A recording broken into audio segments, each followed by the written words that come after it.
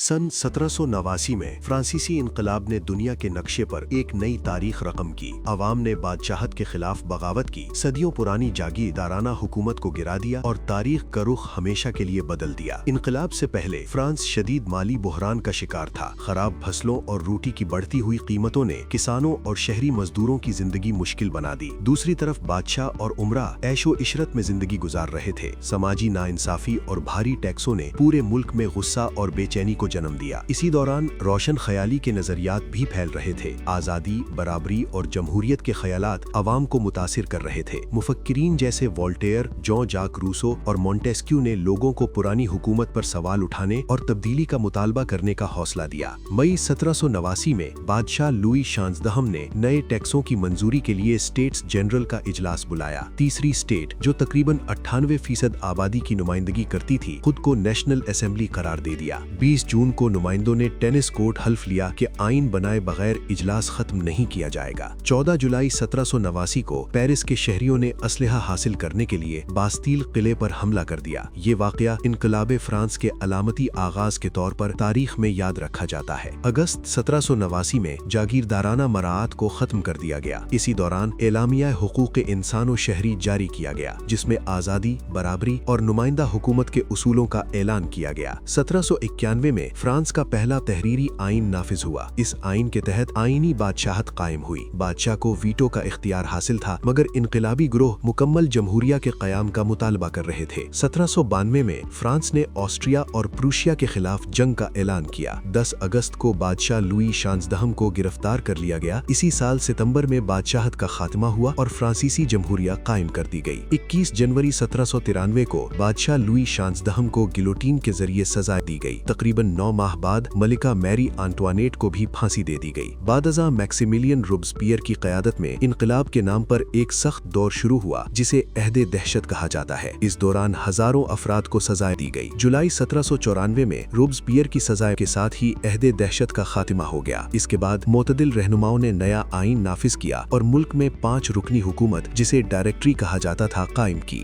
9 नवंबर 1799 को Napoleon Bonaparte ने बगावत के जरिए इख्तिदार संभाल लिया। यूं फ्रांसीसी इनकलाब का अमली तौर पर इख्तिताम हुआ और नेपोलियन फर्स्ट कौंसिल बनकर फ्रांस में एक नए दौर का आगाज करने लगा। फ्रांसीसी इनकलाब ने न सिर्फ फ्रांस बल्कि पूरी दुनिया की सियासत को बदल कर रख दिया। इसने साबित किया कि जब अवाम मुत्तहिद हो जाएं तो वो बादशाहों को चैलेंज कर सकते हैं, पुराने निजाम को खत्म कर सकते हैं और जदीद जमहूरियत की बुनियाद रख सकते हैं। मजीद वीडियोस के लिए नोवा एकेडमिक्स को सब्सक्राइब करें और अपने दोस्तों को शेयर करें।